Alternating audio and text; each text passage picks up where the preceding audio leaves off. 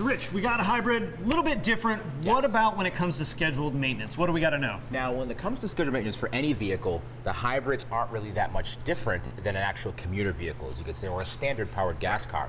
Now, the most important thing that you need to do is you need to talk to your mechanic and let them know how you actually use the vehicle. Totally agree. It's always best from a professional technician standpoint. The more I know about what the customer's doing with their car, the better we, the customer and I, can work to keep the car on the road. With a ride share, maybe that would explain why the rear tires are wearing a little different, or why this door handle comes in 4 times a year broken. Right. The more conversation you can have with your technician, the better off. They're armed with the right stuff. And what else? There's one more, like the most important part. The most important part is to arm yourself with knowledge first. The most important thing you could do is looking at the actual instruction manual for the vehicle first. And here it is for this car right here. Where did that come from? Yeah, it's amazing, right?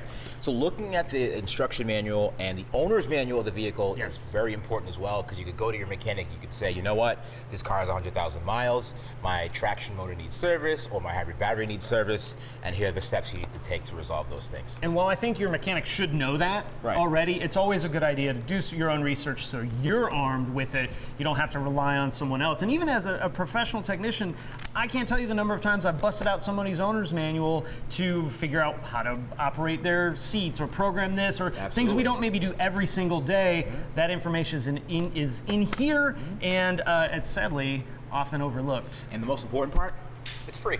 It's in your glove box. $3.99. I love it.